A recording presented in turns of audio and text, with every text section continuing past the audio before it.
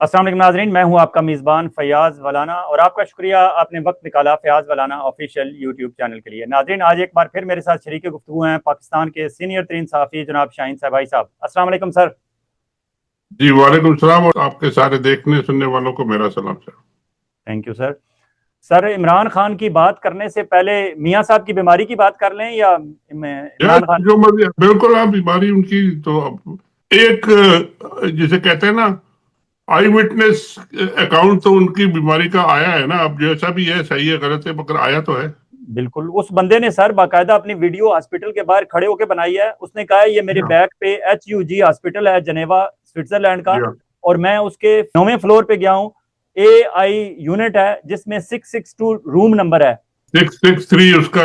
Room number तक उसने बता दिया बंदे ने, और उसने कहा मियाँ साहब को ड्रिपें लगी हुई हैं और उनके पास 2 उनके केयर गिवर थे। मुझे देख के वो बुखला गए कि आप यहाँ कैसे पहुंच गए। तो मैंने कहा ये पाकिस्तान नहीं है, यहाँ आ सकता है हर बंदा।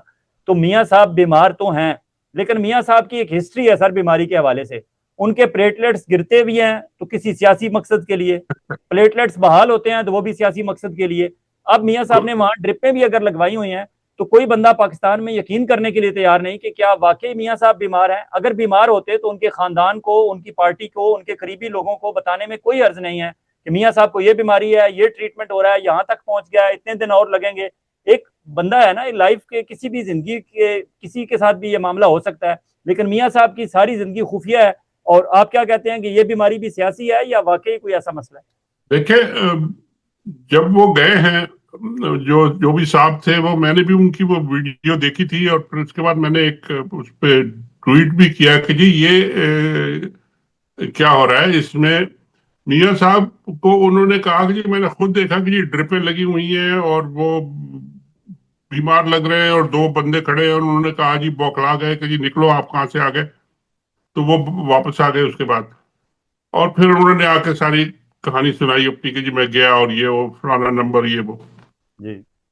तो ये एक तो ये कि ये वाकई बीमार है, एक बिल्कुल ये हो सकता है कि जी वाकई, अगर वाकई वो बीमार है तो फिर उनके भाई साहब, उनकी बेटी, उनके और बच्चे, वो सब किधर है? वो सब अपने मजे कर रहे हैं, ऐश कर रहे हैं। कोई UN में फिर रहा है, कोई पाकिस्तान में टिकटॉक बना रहा है, कोई कुछ कर रहा है। उनको किसी को फिक्र नहीं है कि जी मियाँ साहब इतने बिस्तर पे लेटे, ड्रिपें लगी हैं उनकी, और वो तो ये तो मुझे कोई अजीब सी बात लगती है। और अगर उनको ये साहब चले गए और वहां पे जाके उनका कोई और प्लान था कि जी वहां पे ये ड्रिपें श्रिपें लगा के और फिर उसको एक रिलीज करेंगे और वो बीमारी बनाएंगे, और जो भी करेंगे अपना पॉलिटिकल, जैसे आपने कहा ना, सियासी मकसद के लिए, तो वो उनका काम मेरा ख्याल है कुछ गड़बड़ हो गया है इनके जाने की वजह से। अब ये कि जी असलियत क्या है ये पता चलेगा, मगर अभी तक क्योंकि मरियम साहिबा नहीं गई है, और बाकी उनके बेटे बेटे तो खैर आ सकते हैं, आ गए होंगे पता नहीं, मगर उनके भाई साहब भी अभी नहीं आए, तो वो भी हो सकता है न्यूयॉर्क से सीधे जेनीवा ही आए। और हमारे आर्मी चीफ साहब भी न्यूयॉर्क में हैं, प्रेसिडेंट साहब से मिलने की ख्वाहिश कर रहे हैं, वो भी हो सकता है सीधे जेनीवा आए। तो अगर ये तो बीमारी सीरियस है तो फिर ये सब लोग भागेंगे और आएंगे। लेकिन सर लेकिन जहां अगर तक मियाँ नहीं आ रहे तो इसका मतलब है कि ये सियासी है मामला। लेकिन सर जहां तक मियाँ साहब की सियासत का मामला है, आप देखें वो लंदन आए। लंदन आने तक ऐसा कुछ नहीं था कि वो लंदन से ट्रीटमेंट नहीं कराएंगे, वो जनेवा जाएंगे, किसी और कंट्री में जाएंगे। अचानक जब वहां शहबाज शरीफ ने और आर्मी चीफ के बारे में कहा गया कि वो लंदन पहुंच रहे हैं, तो मियाँ साहब लंदन से निकल लिए। मतलब मियाँ साहब शायद वो बात उनकी मानना नहीं चाहते या उन्हें टफ टाइम देना चाहते हैं।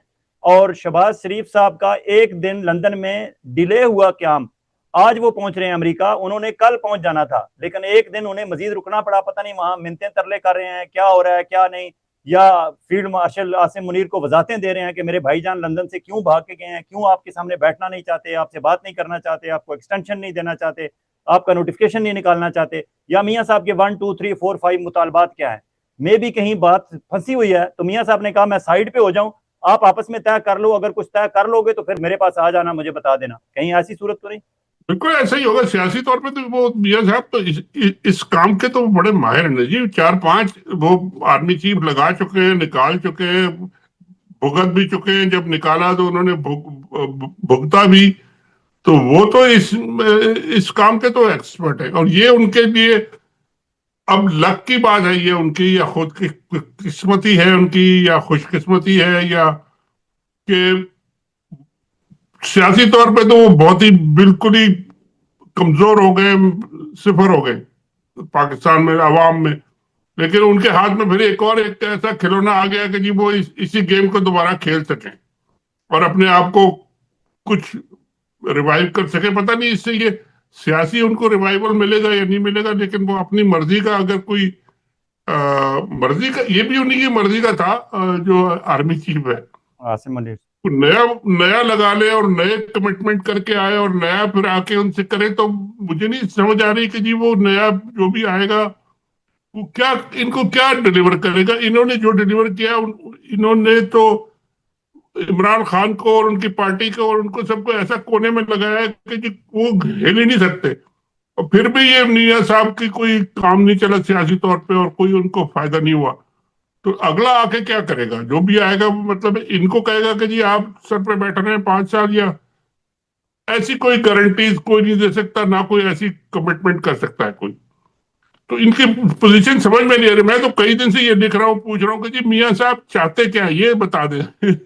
میاں صاحب کی ڈیمانڈز کیا ہے کہ جی ہم ان کو ایکسٹینشن دیں گے اگر 2 سال کی تو کیا ڈیمانڈ دیں، اگر 5 سال کی دیں گے تو کیا ڈیمانڈ دیں. وہ کیا چاہتے ہیں، کیا کون سے انٹرنیشنل گارنٹرز چاہتے ہیں، کون سی گارنٹیز چاہتے ہیں، وہ کیا ہونا چاہیے ان کے لیے. بیٹی کو پرائم منسٹر بنائے، کیا بیٹے کو بنائے، کیا کرے، پتہ نہیں کیا وہ چاہتے ہیں. خود بننا چاہتے ہیں، خود بننا چاہتے ہوں گے. ظاہر ہے ان کو تو سب سے بڑا افسوس اسی بات کا ہے کہ جی ان کو بلا کے ایک طرح سے امبیرس کیا گیا یا ذلیل کیا گیا ہے، جو بھی آپ کہیں اس کو، کہ جو آئے اور آ کے پرائم منسٹر پاکستان کے ہیڈ لائن سارے اخباروں میں چھپ گئی اور وہ پھر بنا کچھ بھی نہیں. تو ان کو تکلیف تو بہت ہے. اب وہ جا کے اگر جنیوا کے اسپتال میں بیٹھے ہیں، بیمار ہیں، تو ان کو دعا ہے کہ جی وہ جلدی سے ٹھیک ہوں. اور اگر بیمار نہیں ہے، سیاست ہے، تو پھر دیکھیں ان کی سیاست کہاں جاتی ہے.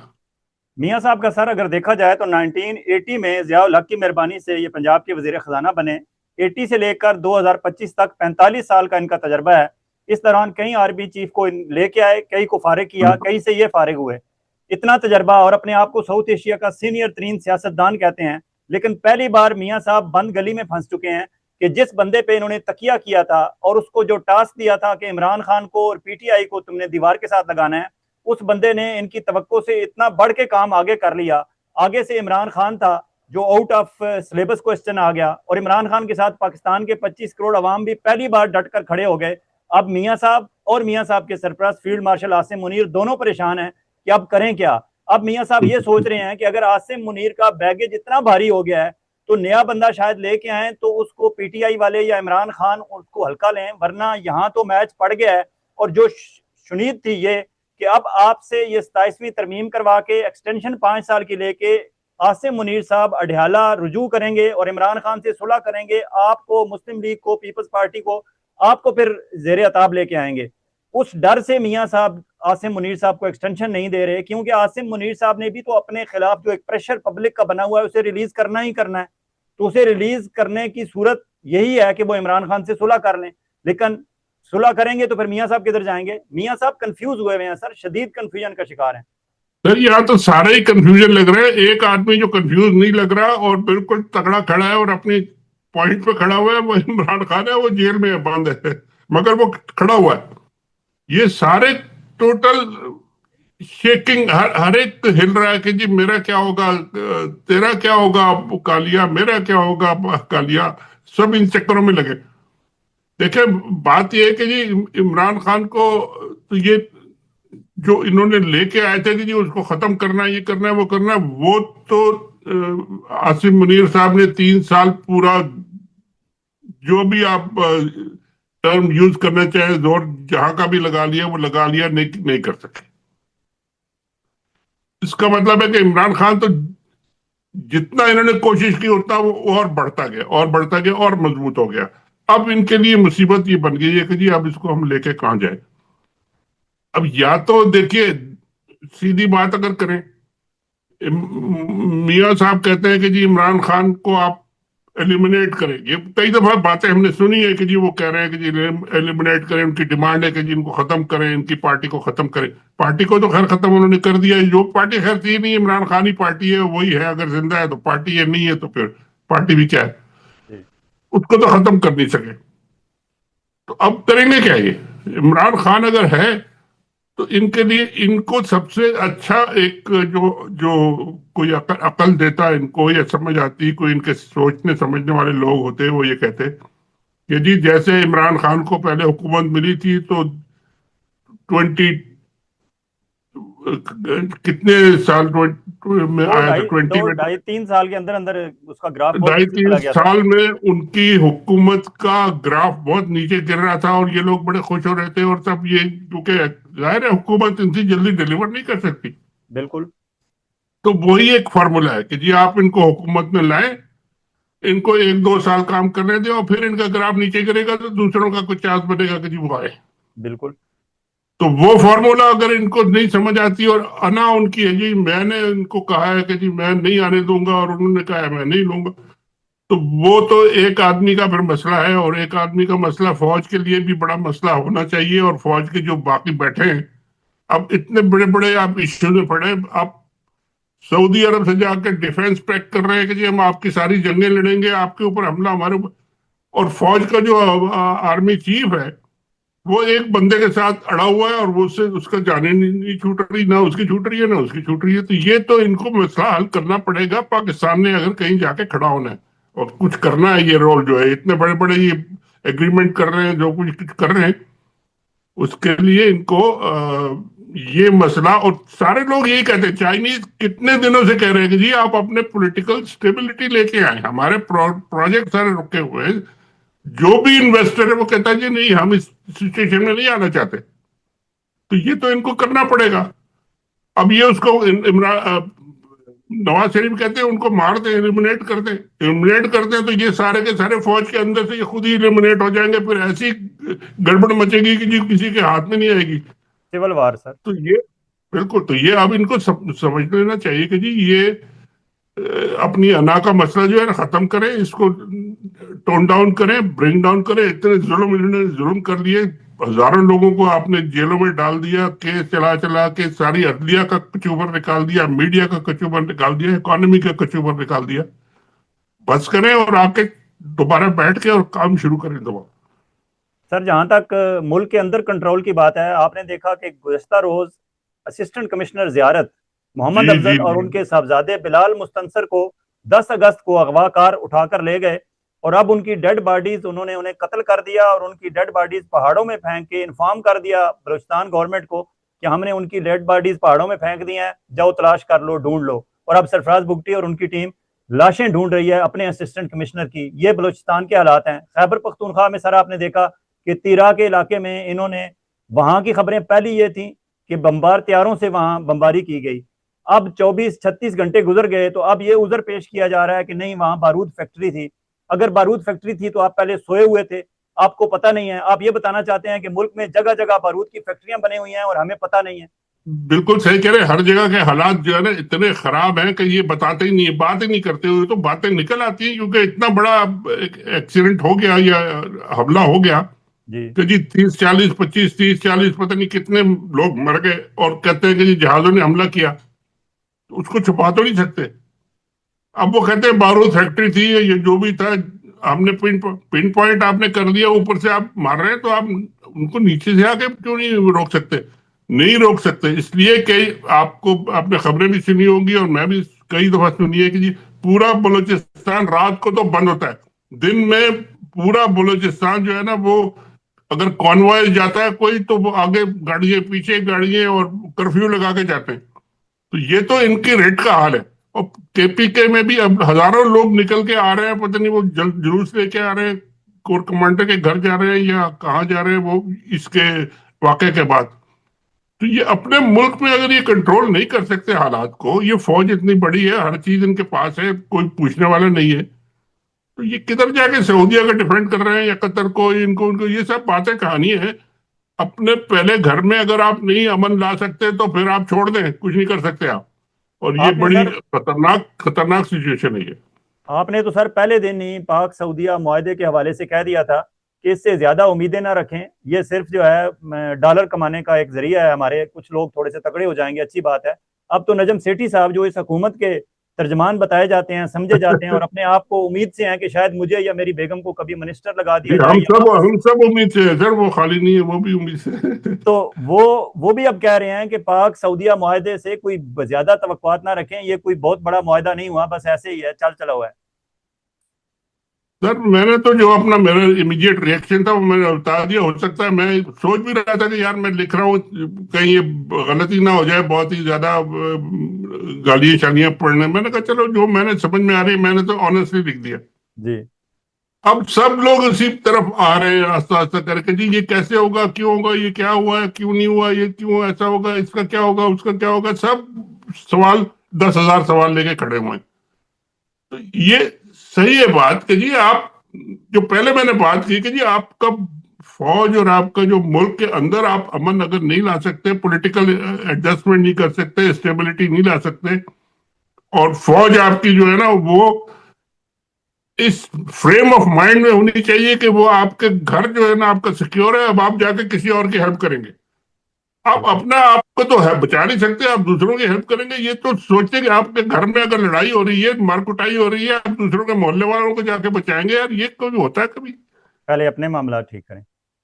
پہلے بالکل اپنے معاملات نہیں کریں۔ چلو سر سر انشاءاللہ پھر اور سر سر سعودیہ والے سر اب یہاں محفل لگنے لگی ہے امریکہ میں، شہباز شریف صاحب امریکہ پہنچ چکے ہیں، اور آرمی چیف صاحب انہیں اکیلا نہیں چھوڑیں گے، یہ ہو ہی نہیں سکتا کہ لنچ وہ کر کے جائیں ڈونلڈ ٹرمپ سے اور اب شیک ہینڈ کریں اور فوٹو آپ شہباز شریف صاحب کو مل جائے، کوئی پتہ نہیں شہباز شریف صاحب کو اپنے بھائی کا کوئی پیغام پہنچا دیں، کوئی چگلی لگا دیں، اس لیے عاصم منیر صاحب اکیلا تو نہیں چھوڑیں گے، عاصم منیر صاحب بھی یقیناً امریکہ پہنچ چکے ہوں گے، لیکن چونکہ وہ D G I S I رہے ہیں، ڈی جی ایم آئی رہے ہیں، تو وہ جو بندہ کچھ عرصہ ان انٹیلیجنس ایجنسیز کے اندر رہ جاتا ہے تو وہ ساری زندگی باقی اپنی خفیہ کے طور پر ہی گزارتا ہے، وہ ہر بندے پہ شک کرتا ہے اور ہر بندے کے بارے میں کوئی نہ کوئی پلان منصوبہ ہوتا ہے۔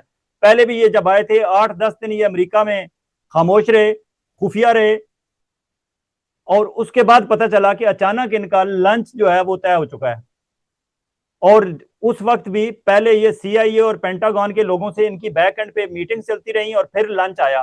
اب بھی شہباز شریف صاحب تو یہاں ظاہر لندن میں بھی انہوں نے اوورسیز سے خطاب کیا، لوگوں نے نعرے بھی لگائے، امریکہ میں بھی ان کے خلاف مظاہرے ہوں گے، یہاں وہ لوگوں سے مل بھی رہے ہیں بطور پرائم منسٹر، لیکن عاصم منیر صاحب کے امریکہ میں کیا ایکٹیویٹی ہوگی؟ اور شہباز شریف صاحب جب ملیں گے ڈونلڈ ٹرمپ سے تو ڈونلڈ ٹرمپ کیا نہیں پوچھیں گے کہ ہاں بھائی وہ لنچ والا بھائیا کدھر ہے؟ دیکھیں یہ بات بالکل ٹھیک ہے کہ جی یہ امپریشن بڑا کلیئرلی یہ بنتا جا رہا ہے، اور ہر طرف کہ جی شہباز شریف کو وہ اکیلا کسی سے ملنے نہیں دینا چاہتے، ہر جی جگہ موجود ہے، سعودی عرب میں ہو، قطر میں ہو، اور ڈونلڈ ٹرمپ اور امریکہ میں تو وہ بالکل ہی نہیں چاہیں گے کہ جی اکیلے جا کے یہ ملاقات کریں۔ تو یہ تو امپریشن خالی نہیں ہے، یہ تو فیکٹ نظر آ رہا ہے ہمیں، جہاں بھی وہ جاتے ہیں وہ بھاگتے ہیں۔ اصل بات یہ ہے کہ جی اگر نواز شریف صاحب واقعی بیمار ہے، سیریس بیمار ہے، تو نواز شریف صاحب شہباز شریف صاحب کو تو واپس آنا پڑے گا بھاگ کے، اور ان کی بیٹی کو بھی جانا پڑے گا، تو پھر شہباز شریف آرمی چیف صاحب بھی واپس بھاگ بھاگ کے آئیں گے ان کے پاس، یا کیا کریں گے ابھی نہیں پتا۔ لیکن یہ کہ یہ بات بالکل ٹھیک ہے، وہ مس ٹرسٹ جسے کہتے ہیں نا، بد اعتمادی جسے کہتے ہیں، اعتماد کا فقدان اتنا بڑا ہے ان لوگوں میں آپس میں، ایک دوسرے کو بالکل ٹرسٹ نہیں کر سکتے، اور خاص کر جب سے یہ ایکسٹینشن کا ایکسٹینشن، مسئلہ نکلا ہے اور نہیں ہو رہا، جب سے وہ مری میٹنگ ہوئی ہے اس کے بعد سے اتنے دن ہو گئے نہیں ہوا، پھر یہ میاں صاحب باہر چلے گئے، اب وہ جا کے لندن میں کہے گئے، لندن کے علاوہ وہ جنیوا چلے گئے، اب یہ ادھر بھاگ رہے ہیں وہ ادھر بھاگ رہے ہیں، تو ایک عجیب افراتفری مچی ہوئی ہے، مگر اس میں ہے کہیں نہ کہیں بہت بڑا پڈا۔ لیکن سر آج بالکل عمران خان نے ایک کام کیا ہے، اس نے اپنے جو اس کے نمائندے ہیں بیرسٹر گور علی خان، علی امین گنڈا پور اور بیرسٹر سیف، ان تینوں کو کہا ہے کہ آپ کے اسٹیبلشمنٹ سے جو رابطے تھے دیٹس اٹ، آج کے بعد آپ نے اسٹیبلشمنٹ سے کوئی رابطہ نہیں کرنا، جس نے بات کرنی ہے میرے ساتھ ڈائریکٹ آ کے بات کر لیں۔ اگر آرمی والے ڈائریکٹ عمران خان سے ملاقات نہیں کرتے یا بات نہیں کرتے تو عمران خان کا یہ میسج میاں نواز شریف کے لیے بھی تو ہو سکتا ہے کہ میاں صاحب اگر آپ کو اپنا پرانا بیانیہ یاد آ رہا ہے ووٹ کو عزت دو والا، اور مجھے کیوں نکالا اور مجھے کیوں بلایا، تو پھر آئیں مجھ سے ہاتھ ملائیں، کیونکہ آپ کو یاد ہوگا جب بے نظیر بھٹو اور نواز شریف کی بھی سیاسی لڑائی تھی تو وہ لڑائی بھی اس لڑائی سے کم نہیں تھی، اتنی زیادہ لڑائی تھی لیکن اتنی لڑائی کے بعد بالآخر انہوں نے میثاق جمہوریت پہ سائن کیے، ہاتھ ملایا اور پاکستان کے حالات بہتر ہوئے. تو کیا یہ میسج عمران خان کا میاں صاحب کے لیے بھی ہے کہ اگر بات کرنی ہے تو آ جائیں میرے پاس اڈیالہ اور میرے ساتھ بات کریں؟ دیکھیے عمران خان صاحب کافی سیاست بھی سمجھتے ہیں اور جو سچویشن ہے وہ بھی سمجھ رہے ہیں اور پورا ان کو گراسپ ہے کہ کیا ہو رہا ہے. یہ لوگ اتنی آپس میں پرابلمز میں ہیں، ان کو پتہ نہیں ہے کہ جی شہباز شریف ان کو ایکسٹینشن دے رہے نہیں دے رہے، نواز شریف دے رہے نہیں دے رہے، ان کے پیچھے پیچھے وہ بھاگ رہے ہیں کہیں جا کے ٹرمپ سے کوئی بات نہ کر لیں، کوئی کسی سے اور کچھ نہ کر لیں. تو وہ کہتے ہیں یار ان لوگوں سے بات کرنے کا کوئی فائدہ نہیں ہے. آپ اسی لیے انہوں نے کہا ہے کہ جی آپ سب بند کر دیں یہ ساری بات چیت، کوئی فائدہ نہیں ہے ان سے بات کرنے کا. ان کو ضرورت ہوگی تو میرے پاس آئیں گے بات کرنے کے لیے. اور بالکل یہ صحیح ان کا وہ ہے، کیونکہ اس سچویشن میں کوئی وہ بات نہ کوئی کمٹمنٹ کر سکتے ہیں، نہ بات کر سکتے ہیں، نہ کوئی وہ ان کی پوزیشن ہے. وہ ہر ایک اپنے اپنے کھانچے میں لگا ہوا ہے کہ میرا کیا ہوگا جناب. تو وہ اس چکر میں عمران خان ان سے کیا بات کرے. بھارت دیکھتے ہیں کہ جی میاں صاحب عمران خان سے بات کر سکتے ہیں، کیونکہ میاں صاحب بھی تو بھاگتے پھرتے ہیں نا مشکل فیصلہ. دیکھیے میاں صاحب کی اور ان کی بات چیت کے لیے تو ایک اچھا خاصا ایک گراؤنڈ پریپیئر کرنا پڑے گا کہ جی ان کی، کیونکہ بنیادی جو ڈفرینسز ہیں وہ یہ ہے کہ جی آپ چور ہیں، آپ یہ وہ ہیں، میں آپ سے بات نہیں کرتا. اب وہ پہلے چوری ووری سے کریں کہ جی ہاں جی ہو سکتا ہے ٹھیک ہے آپ معاف کریں، ہم اس کو چھوڑتے ہیں، ابھی اس پوائنٹ پہ 1 پوائنٹ پہ آ جاتے ہیں 2 پوائنٹ پہ، اس طرح کی کوئی اگر بات ہوتی ہے اور دونوں سائڈ پہ یہ ایڈجسٹمنٹ کرنے کی خواہش ہو تو پھر تو ہو سکتی ہے یہ بات. لیکن یہ ابھی سوچنا بڑا مشکل ہے، کیونکہ وہ اپنے اپنی مشکلوں میں، عمران خان تو بیٹھے ہوئے ہیں آرام سے اور بیٹھے بیٹھے انہوں نے سب کو نچایا ہوا ہے. تو یہ ان کا جو یہ بھاگ دوڑ لگی ہوئی ہے اس کا نتیجہ نکلے پھر عمران خان بات کریں گے کہ جی ہاں مجھے کس سے بات کرنی ہے اور کیا کرنی ہے. بہت شکریہ ٹھیک ہے سر، سر، تھینک یو. Thank you.